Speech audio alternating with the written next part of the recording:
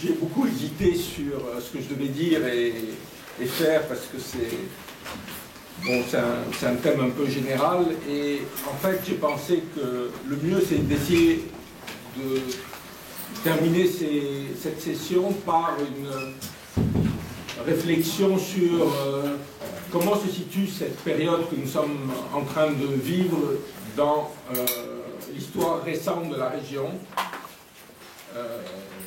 Parce que parler de la gauche et parler de ses objectifs, c'est aussi de savoir quelles sont les tâches aujourd'hui de cette région, quels sont les problèmes qui sont posés à cette région, qui sont particuliers par rapport à d'autres étapes qui avaient connu soit une montée importante de la gauche dans les années 50-60, soit un recul important de cette gauche dans les années 80-90.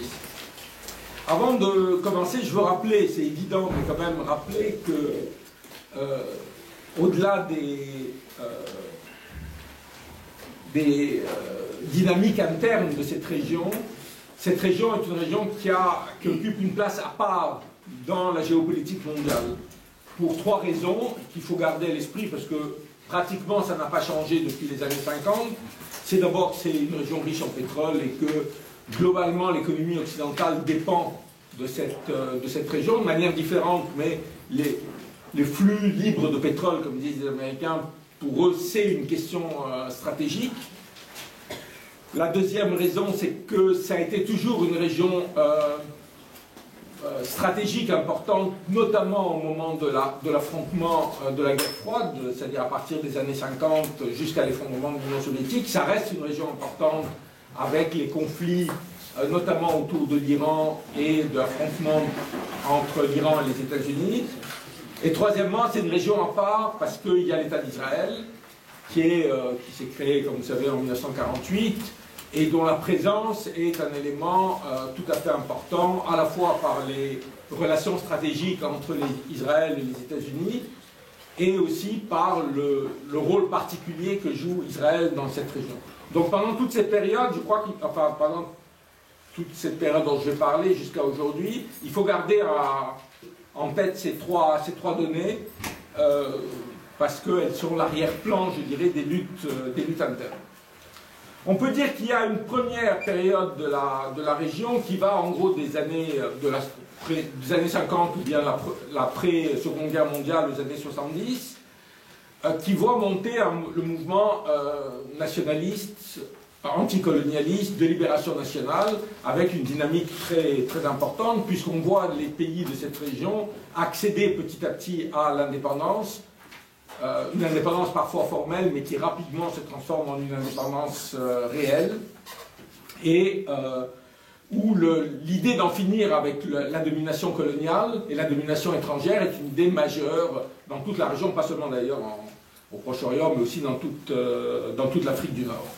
Et donc, se débarrasser du colonialisme, construire un État indépendant, construire une économie indépendante, construire une vie meilleure pour la population, c'est les objectifs essentiels de toutes les forces qu'on peut appeler de gauche, qu'elles soient nationalistes ou de gauche ou communistes.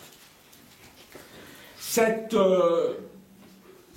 objectifs, si vous voulez, qui vont aboutir à des... Quand même, il faut rappeler que c'est une période où la région connaît d'immenses mobilisations. On a parlé tout à l'heure de février 1946 en Égypte, mais aussi c'est les mobilisations au moment de l'agression contre Suez. C'est aussi les moments où des centaines de milliers de gens descendent dans la rue à Bagdad, au Caire, etc., contre le colonialisme, contre Israël, pour l'indépendance nationale. Donc, je dirais les objectifs sont assez clairs. En finir avec le colonialisme, construire une économie moderne, rattraper l'Occident, l'idée de... Enfin, ou en tous les cas, l'idée de développement est une idée très importante. Et même si ces tâches et ces objectifs sont clairs, il est évident que déjà à l'époque, il y a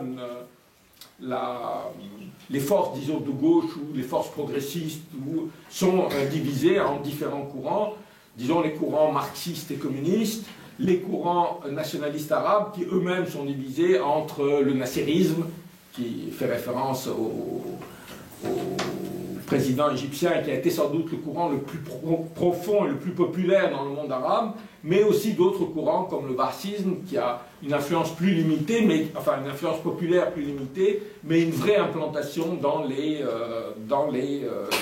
notamment l'appareil d'État, les armées, etc., qui vont prendre souvent le pouvoir à travers des coups d'État.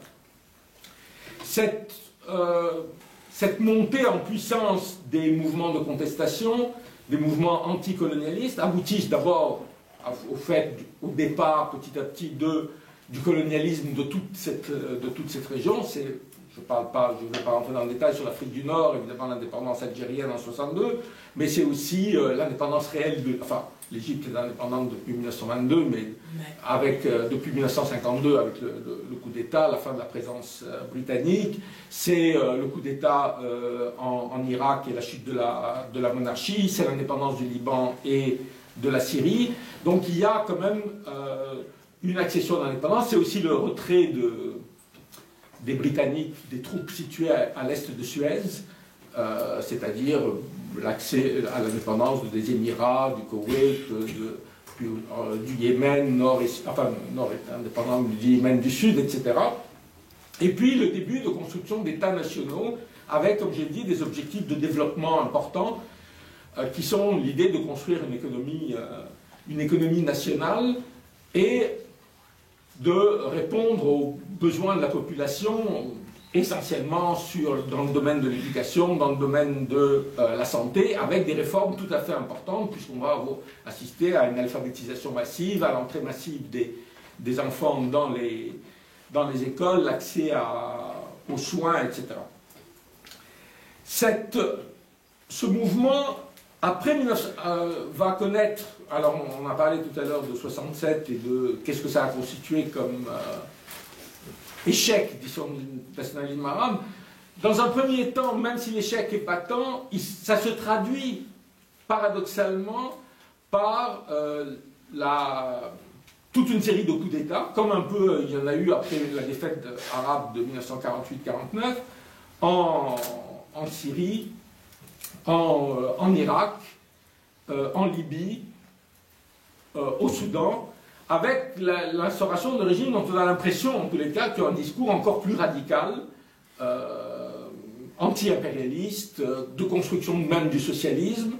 Alors, comme disait quelqu'un ce matin, ça s'inscrit aussi dans un mouvement international qui est la fin des années 60, début des années 70, avec la guerre du Vietnam, les guérillas en Amérique latine, etc.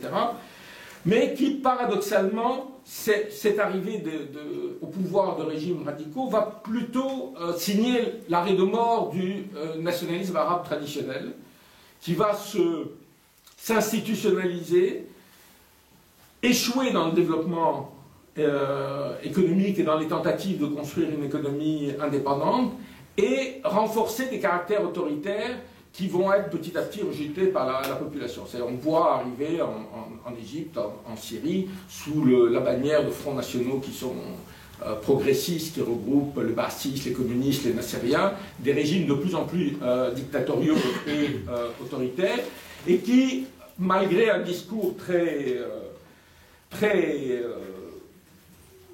je dirais révolutionnaires, vont s'avérer en fait des régimes assez conservateurs et qui petit à petit, avec des évolutions qu'il faut voir selon les pays, évidemment avec l'Égypte, avec la mort de Nasser, ou avec les évolutions du régime irakien après la prise de pouvoir par Saddam Hussein, vers des régimes d'une certaine manière conservateurs. Et on rentre dans une période, à partir des années 70, des années 80, qui est une période d'une certaine manière de stabilisation, paradoxalement, c'est-à-dire l'ère des coups d'État est pratiquement terminée, il n'y aura plus de coups d'État dans le monde arabe si on met de côté la périphérie comme le Soudan. On a des pouvoirs qui s'installent et qui s'installent durablement. Et on va voir au moment où vont éclater les révolutions arabes que nous avons dans le monde arabe les dirigeants les plus anciens, si on peut dire, de la planète, ou en tous les cas, quand ce n'est pas leurs dirigeants, c'est leurs enfants, ou en tous les cas, quand ce n'est pas leurs enfants, c'est le même système.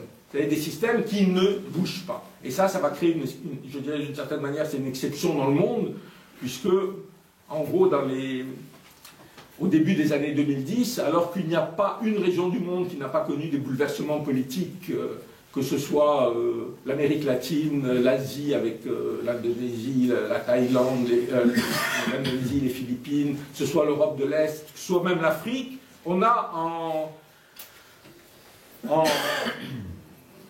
dans le monde arabe une espèce de stagnation politique ou de pétrification politique qui fait que s'installent des régimes qui vont petit à petit perdre toute légitimité et dont le discours idéologique qui leur a permis de survivre, en tous les cas pour les Syriens, les Irakiens, etc., va perdre petit à petit de son vernis et de son attrait. C'est une période qui est marquée, on l'a dit ce matin à propos des gauches, par d'un côté un autoritarisme et une répression importante, et d'autre la montée de nouveaux courants de contestation qui vont se faire à partir de ce moment au nom de l'islamisme politique. Moi je préfère utiliser le terme islamisme au pluriel parce que en fait ça recouvre des courants relativement différents, certains violents, certains non violents, certains chiites, certains sunnites, etc. Mais ça va être, disons, le langage de la contestation politique à partir de ce moment va être pour l'essentiel un langage musulman. C'est-à-dire les contestations vont se faire au nom de l'islam, avec un moment important dont on a aussi parlé ce matin, qui est la révolution iranienne, qui n'est pas dans le monde arabe, mais qui va avoir un impact dans le monde arabe, même si le fait que ce ne soit ni arabe ni sunnite, évidemment, pèse sur le poids de cette révolution, mais ça va avoir un poids, et c'est la période où on voit se développer un islamisme violent et, on peut dire, révolutionnaire, qui va, y compris à travers la lutte armée, essayer de renverser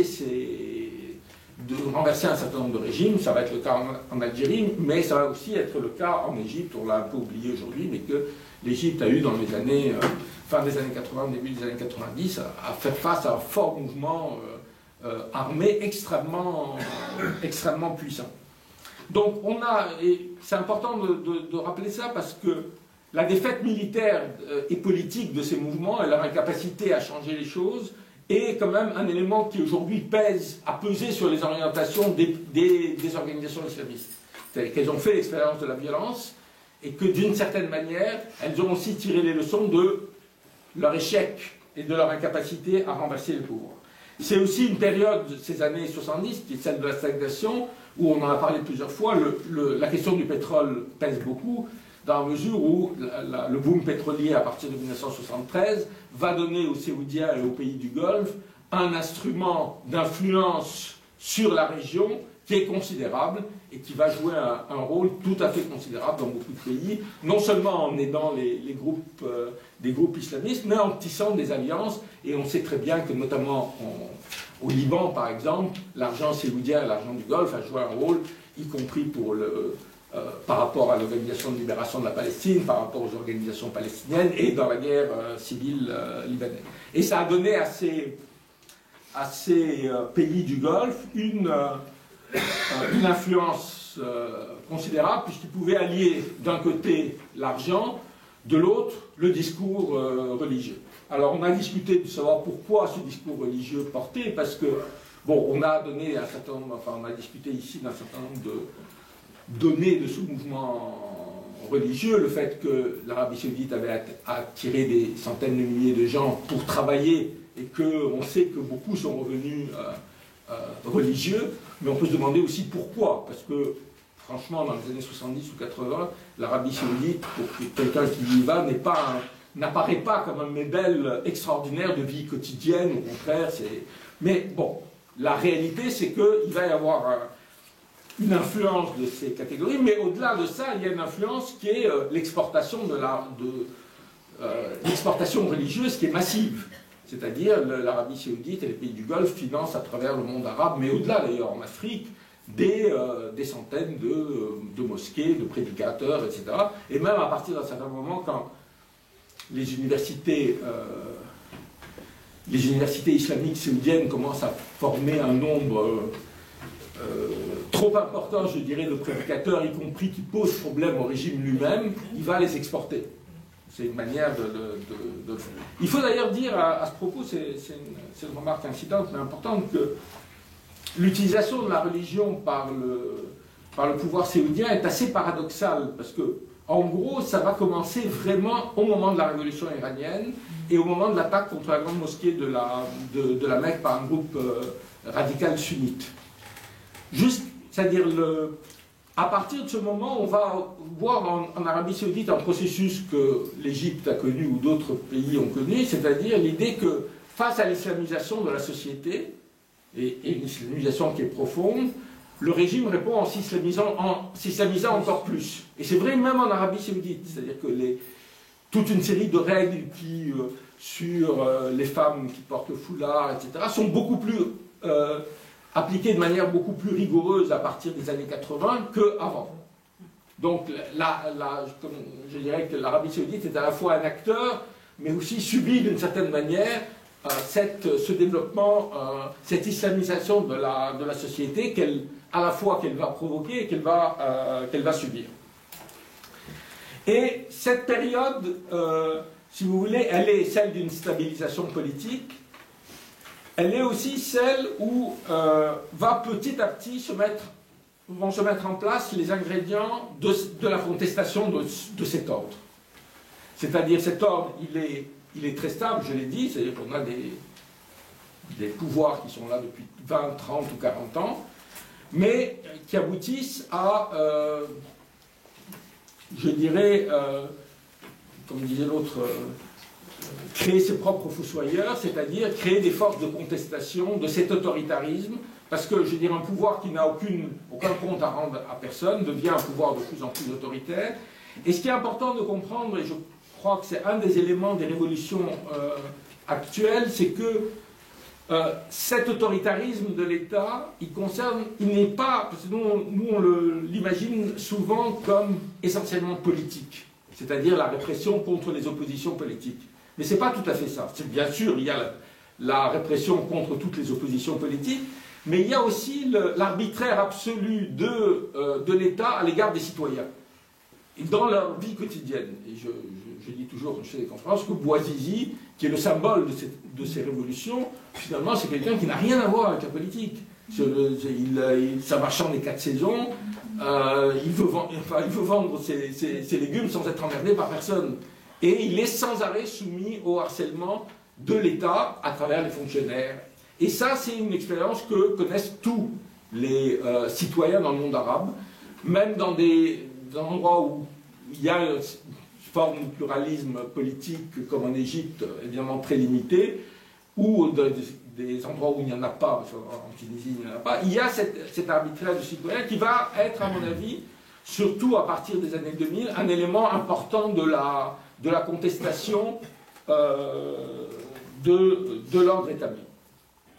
Le deuxième élément qui est important, qu'on a rappelé ce matin, c'est que ces pouvoirs, j'ai dit, qui se sont mis en place dans les années 70, qu'ils aient adopté la voie dite socialiste avec les bassistes ou une voie beaucoup plus libérale, étaient quand même globalement des États protecteurs.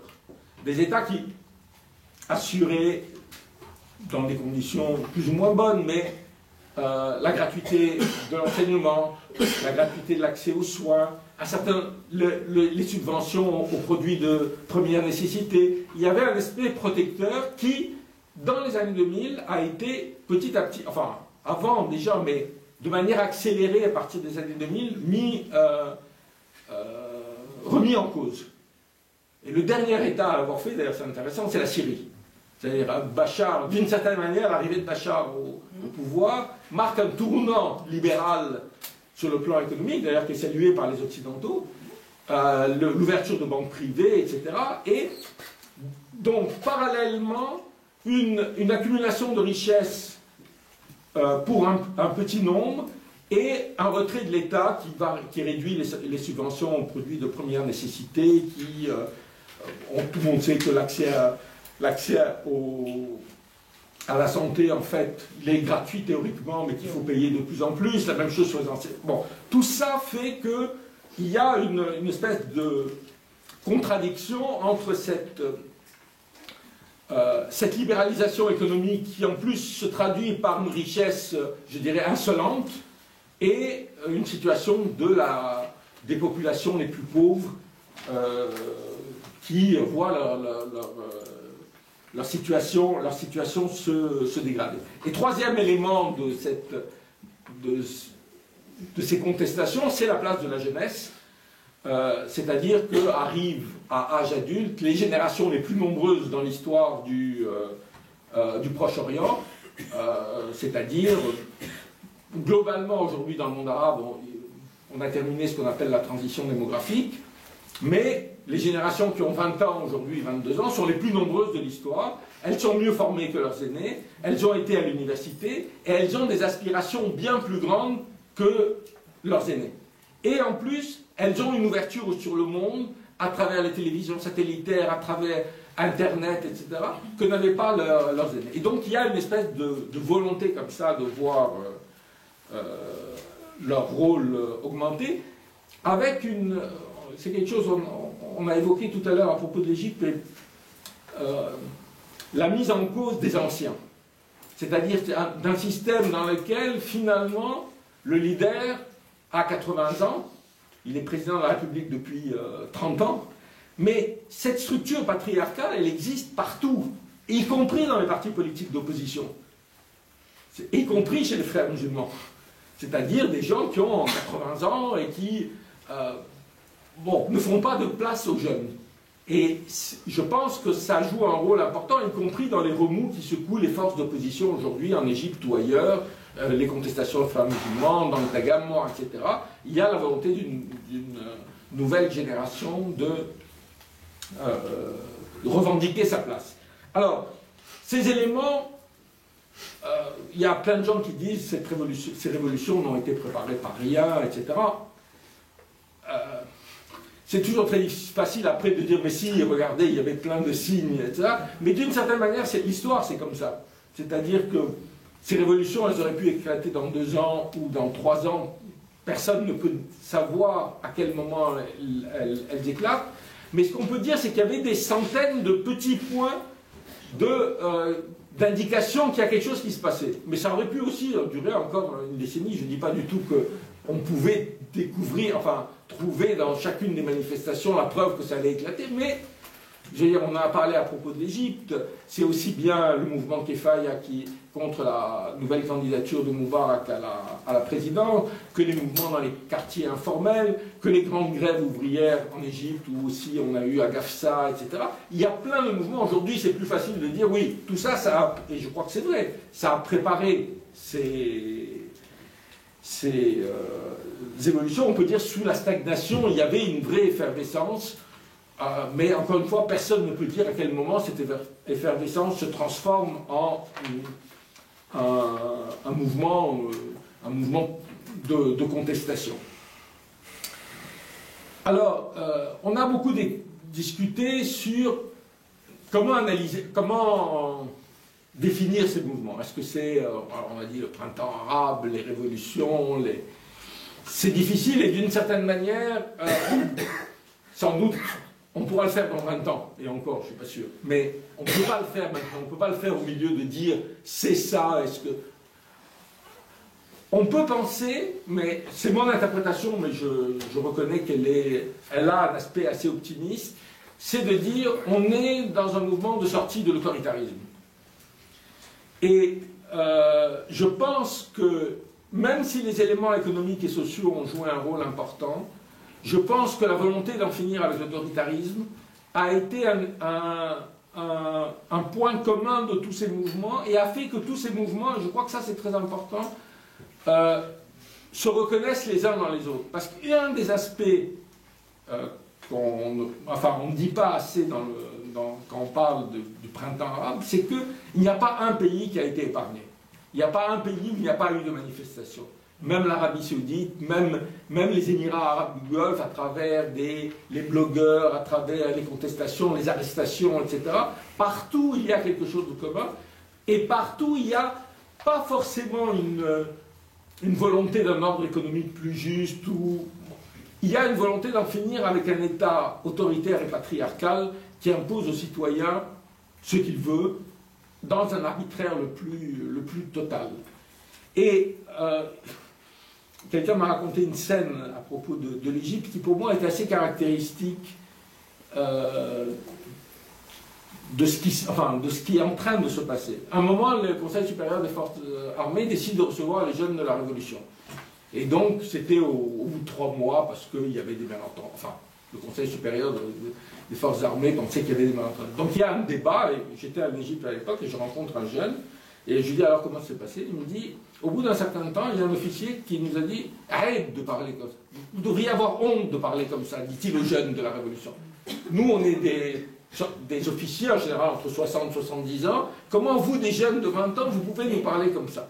Et d'une certaine manière, je pensais que ça reflétait quelque chose de réel.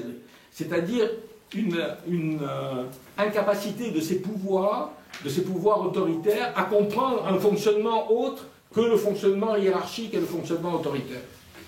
Et alors, bien sûr, la situation en Bahreïn n'est pas la même qu'en Arabie Saoudite, n'est pas la même qu'en Algérie, qu'au Maroc, que chaque pays a ses spécificités. Quelqu'un disait ce matin que les monarchies avaient plus de légitimité. Je pense que c'est vrai pour le Maroc, c'est plus vrai pour la Jordanie. Pour l'Arabie Saoudite, ça se discute, c'est plus difficile de savoir ce qui s'y passe parce que, en dehors des insurrections, enfin des mouvements qu'il y a dans la région chiite, il y a à travers les blogueurs, à travers les réseaux sociaux, beaucoup de contestations qui portent sur la corruption, qui portent sur l'arbitraire, etc. Donc c'est difficile de savoir, mais je pense qu'il n'y a pas un régime qui va sortir, qui peut se considérer comme étant à l'abri de ce qui s'est passé. Et je crois que ça c'est vraiment important. Et d'une certaine manière, c'est ce qui explique la résilience des mouvements d'un endroit à l'autre. Quand vous voyez que ce soit le Bahreïn ou la Syrie, ça fait 1 an et demi que les gens se battent et sortent dans la rue tous les jours. Il y a, en 82, quand il y a eu l'insurrection en Syrie, elle a été écrasée, ça a mis 1 an, et ça a été écrasé. Ça a été écrasé aussi, alors le contexte n'était pas le même, parce qu'on était dans un stade où il se passait quelque chose en Syrie, point. Là, aujourd'hui, le fait que ça se passe au Yémen, en Syrie, au Bahreïn, etc., c'est un élément, effectivement, qui renforce. Et ça a été renforcé, en tous les cas, au début, par le rôle des télévisions satellitaires, qui, au départ, en tous les cas, à mon avis, ont joué un rôle positif, même si après, ça a dévié. Donc, il y a cette force du mouvement. Alors maintenant, évidemment, ça renvoie à des questions qu'on s'est posées tout à l'heure, c'est que, en même temps, ce mouvement se passe dans une région où il y a le pétrole, où il y a Israël, où il y a les États-Unis. C'est-à-dire, personne n'est naïf de penser que tout dépend uniquement de ce qui se passe à l'intérieur. Même si je pense que ça dépend fondamentalement de ce qui se passe à l'intérieur. Mais ça ne veut pas dire qu'il n'y a pas d'ingérence extérieure, ça ne veut pas dire qu'il n'y a pas de tentative d'orienter le mouvement différemment. De ce point de vue, les Américains ont toujours été extrêmement souples sur leurs alliances.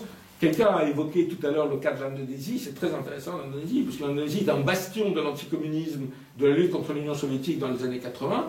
Quand il y a les grandes manifestations contre Suharto et que le régime tombe, les Américains, ils tirent, mais alors vraiment, ils tournent la page en 24 heures et ils développent des relations avec le nouveau régime. Même chose en Amérique latine. Il faut quand même rappeler que la sortie des dictatures en Amérique latine, ça s'est fait d'abord dans des compromis avec l'armée, c'est-à-dire le fait que l'armée gardait une impunité, mais aussi dans des mouvements. On ne peut pas dire que les dictatures avaient été soutenues par les Américains, parfois mises en place aidées vraiment comme au Chili par les Américains, et en même temps, quand il a fallu tourner la page, les Américains étaient tout à fait capables de tourner la page. En même temps, on peut, ça c'est la version optimiste, de dire que cette transition en Amérique latine, de la dictature à des formes de démocratie, c'est ce qui a permis aujourd'hui le renouveau de la gauche en Amérique latine, avec les mouvements sociaux, indigènes, etc., qui auraient été impossibles sous les dictatures. Donc ça, c'est... c'est-à-dire, ça ne veut pas...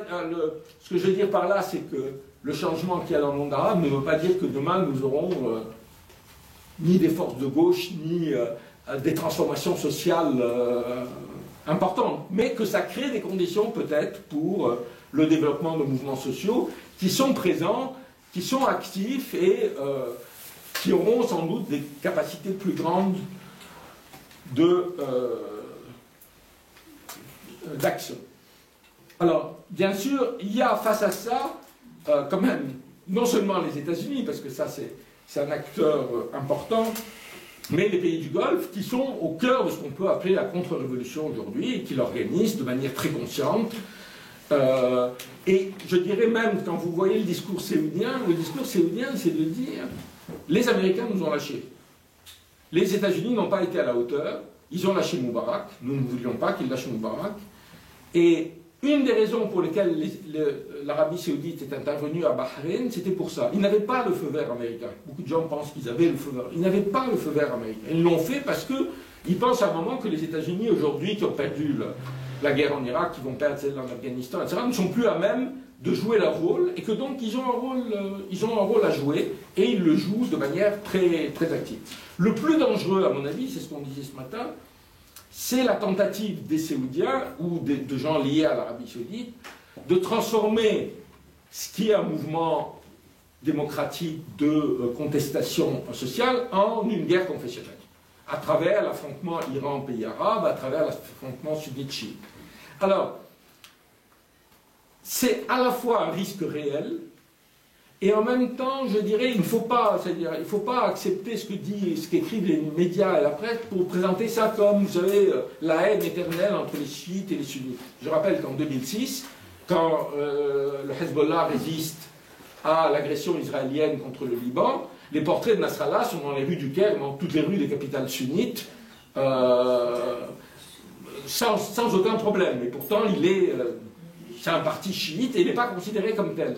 Donc, je ne sais pas comment ça va se développer. C'est évident que ce qui se passe en Syrie peut amener à une espèce d'affrontement de type confessionnel. Mais rappelons-nous aussi que 2006, c'est après 2005, c'est-à-dire au moment où commence un vrai affrontement sunnite-chiite aggravé par les Américains en Irak. Et pourtant, en 2006, il y a cette mobilisation générale. Je veux dire par là qu'il faut, à la fois, je pense que c'est le danger principal qui pèse sur ces révolutions, la confessionnalisation des affrontements, mais en même temps de dire que c'est écrit d'avance nulle part. Deux questions encore qui me semblent importantes dans ces transitions. C'est la question palestinienne, mais je terminerai sur la question palestinienne, Israël-Palestine. Et c'est la question, effectivement, des forces de l'islamisme. Je l'ai esquissé un peu tout à l'heure. Il est évident aujourd'hui que dominent dans le monde arabe, partout où il y a des élections libres, des courants islamistes. Je veux dire, tout le monde le sait. Demain, s'il y a des élections en Libye, c'est sans doute des forces islamistes qui vont gouverner. En même temps, je pense important de considérer que ces forces islamistes sont confrontées à une situation qui est pour elles inédite. Elles n'ont jamais exercé le pouvoir. Elles n'ont pas de programme politique. Elles ont un programme économique plutôt néolibéral, en général, mais elles sont traversées de courants différents. Et elles sont confrontées à la réalité politique, c'est-à-dire de qu'est-ce qu'on fait. On peut dire pendant 30 ans, l'islam ou al-hal, l'islam est la solution. Je veux dire, ça, on peut le dire quand on est dans l'opposition. Quand on est au gouvernement et qu'il faut régler les problèmes. En plus, je crois que c'est important de signaler que l'islamisme connaît un certain nombre je dirais, a des orientations différentes. On a parlé des salafistes, on discutait tout à l'heure des salafistes tunisiens et des salafistes égyptiens, en se rendant compte à quel point ils étaient différents. La différence entre les frères musulmans, c'est en gros une organisation qui est une vraie organisation avec en principe des sections nationales, même si chacune des sections est totalement autonome du point de vue de sa pratique politique. Les salafistes, c'est pas du tout ça. Les salafistes, c'est des courants extrêmement différents qui n'ont pas une histoire très longue et ils n'ont pas, en tous les cas, une théorie politique très longue, puisque, d'une certaine manière, leur credo, c'était pas de politique. leur credo, c'est, vous savez, c'est une des raisons pour lesquelles les Saoudiens soutenaient plutôt les salafistes que les frères musulmans, c'est que la théorie des salafistes, il vaut mieux avoir 100 ans d'injustice qu'un jour de fitna, c'est-à-dire un jour de division dans la communauté musulmane. Ça, c'est un discours qui convient tout à fait aux Saoudiens. Mais aujourd'hui, ils sont dans la politique. Qu'est-ce qu'ils font dans la politique? Comment ils se comportent dans la politique? Comment ils font leurs alliances? J'ai cité tout à l'heure la question de l'alliance avec Abu Foutour contre les frères musulmans. On est dans un champ politique qui est très mouvant. Et je voudrais dire quelque chose qui me semble important à propos de ces révolutions, c'est qu'on est dans un champ politique mouvant. C'est que personne ne sait, personne n'a des clés pour savoir, pour pouvoir dire ça va se passer comme ça. Ça dépend des rapports de force, ça dépend des organisations. Et d'une certaine manière, comment dire, c'est les peuples qui font leur histoire. Ça réconcilie avec cette idée. C'est-à-dire que, oui, ça dépend de ce que les gens font. C'est écrit nulle part que ça va déboucher ou sur des dictatures islamistes ou sur des États démocratiques idéaux ou sur des révolutions socialistes. Ça dépend des gens, ça dépend des rapports de force, ça dépend de la pratique politique. Mais pour ma part, je reste convaincu que l'ouverture politique, la possibilité de l'organisation politique, est un élément essentiel de la mobilisation, des capacités de mobilisation et des capacités de transformation. Un dernier mot sur cette région, c'est que, bon, je n'ai pas parlé, mais c'est évidemment quelque chose de très important, c'est le conflit palestinien et le rôle d'Israël. Comme vous avez vu, Israël, dans ces révolutions arabes, a plutôt un discours assez réservé. Bon, ils n'ont pas caché, ils préféraient Moubarak à la révolution, mais leur attitude, par exemple, à l'égard de la Syrie est extrêmement ambiguë entre, d'une certaine manière, de dire oui, Bachar c'est un méchant dictateur, mais en même temps, au moins, on a eu depuis 40 ans, on avait la tranquillité à nos frontières. Oui, bien sûr, ils aident le Hezbollah, mais en même temps, ils ne nous attaquent pas. Enfin bon, il y a un discours qui est contradictoire. Je pense qu'ils ne sont pas un acteur majeur au sens concret aujourd'hui dans la révolution, parce que de toute façon, s'ils prenaient position pour qui que ce soit, ça ne peut que nuire aux gens qu'ils appuient. Mais il y a quelque chose de plus important au-delà de ça, c'est la question de l'avenir de la question palestinienne.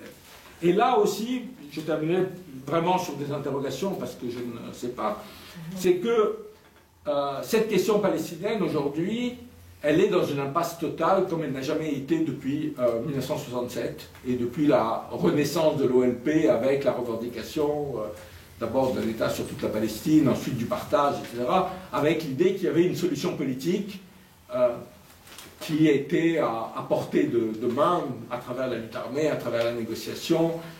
Bon, ça c'est, d'une certaine manière, c'est une solution qui est, à mon avis, de moins en moins crédible, et avec une impasse totale en termes de solution politique, quelle que soit la solution qu'on peut préférer.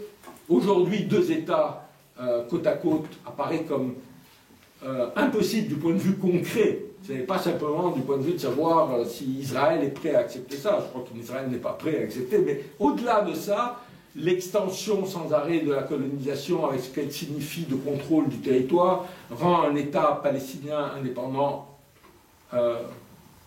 impossible d'une certaine manière, et en même temps l'idée d'un seul État sur toute la Palestine, elle peut être une idée qu'on trouve très belle, mais elle apparaît aussi, enfin en tous les cas irréaliste politiquement, sinon de se dire qu'à l'échelle de génération on verra des choses changer.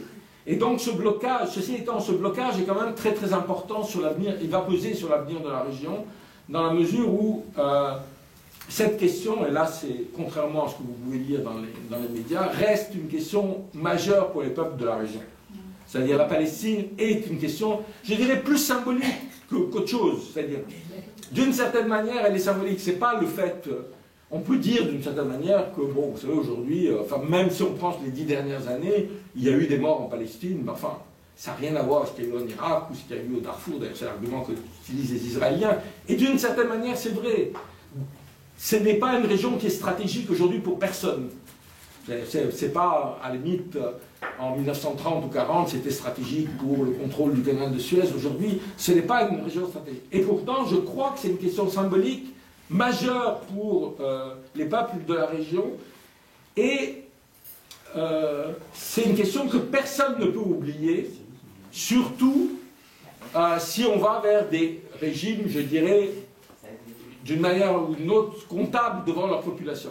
Vous pouviez avoir Moubarak qui, sachant que 95% de la population est contre lui sur la question de Gaza ou sur la question d'Israël, continue dans son alliance stratégique avec Israël et les États-Unis, aucun gouvernement égyptien ne pourra plus faire que ce que Moubarak a fait. Et au-delà de ça, on le voit avec la Tunisie, pourtant qui n'est pas un pays du champ de bataille, etc. La mobilisation sur la Palestine est extrêmement forte. Le fait qu'un des premiers dirigeants reçus par Ranouchi, c'était Haneyeh, qui est quand même, c'était quand même symbolique, parce que c'est pas seulement les Palestiniens qu'on reçoit, c'est celui qui dirige Gaza, c'est le Hamas, etc. Donc tout ça fait que cette question va être une question sur laquelle butent tous les plans, je dirais, américains et du Golfe pour contrôler la région. Et ça va rester. Ça, c'est pas nouveau. Vous vous souvenez, peut-être dans les années 80, Reagan pensait qu'il fallait organiser une grande alliance anti-soviétique, notamment après l'invasion de l'Afghanistan, entre les pays arabes, Israël et les États-Unis. Ça a été impossible à cause de la Palestine. Aujourd'hui, la position américaine, c'est de dire on unit les pays du Golfe, Israël, enfin les pays arabes, le Golfe, Israël et les États-Unis contre l'Iran. Mais pour les mêmes raisons, à mon avis, c'est une alliance qui n'a pas d'avenir parce qu'elle se heurte à cette question de la Palestine. En même temps, la question palestinienne est en train de changer d'une certaine manière de changer de nature. C'est-à-dire, on a des populations qui sont mêlées,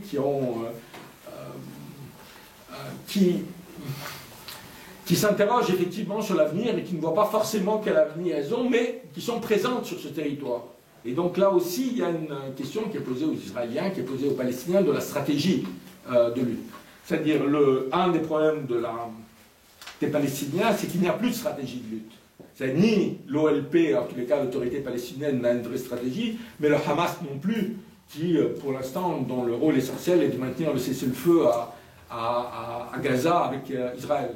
Et même quand il est violé, en général, il est violé par des groupes qui ne sont pas le Hamas et qui sont réprimés par le Hamas. Et de toute façon, il faut le dire clairement, la résistance armée menée par le Hamas n'est pas un contrepoids à Israël. Ça n'a rien à voir avec ce que le Hezbollah fait, n'a ni les mêmes moyens, ni pour des raisons diverses. Je veux pas... Mais il y a donc une espèce d'impasse stratégique palestinienne qui a amené les Palestiniens à essayer de réfléchir sur leur stratégie, mais on n'est encore qu'au début du mouvement, parce que d'une certaine manière, les mouvements qui ont secoué le monde arabe ont en partie secoué Gaza et la Cisjordanie, c'est-à-dire que le rejet des États, vous savez, les pouvoirs autoritaires qu'on a dans le monde arabe, c'est exactement les mêmes qu'il y a à Ramallah et à Gaza. Il n'y a pas de différence, sinon qu'il y a l'occupation étrangère, ce qui est évidemment beaucoup plus grave. Mais il y a aussi un rejet de ces États autoritaires, mais en même temps, il n'y a pas de stratégie. Il y a eu des tentatives de faire des mouvements de type, c'était le 15 mars, de manifestations à Gaza et Ramallah, mais qu'est-ce qu'on demande? On demande l'unité palestinienne. Et si c'est vrai que l'unité palestinienne est importante, elle n'est pas une stratégie. Aujourd'hui, on sent bien qu'il n'y a pas de stratégie. Même l'autorité palestinienne, qui à un moment a pensé aller aux Nations Unies, on voit bien qu'elle est tellement sous la pression des donneurs, des bailleurs de fonds occidentaux des États-Unis, qu'elle ne peut même pas mener cette stratégie totalement diplomatique de manière autonome. Donc on a cette question qui va quand même rester, je pense, dans les années à venir, un élément important. Voilà ce que je voulais dire. J'ai évoqué l'affrontement sunnite-chiite,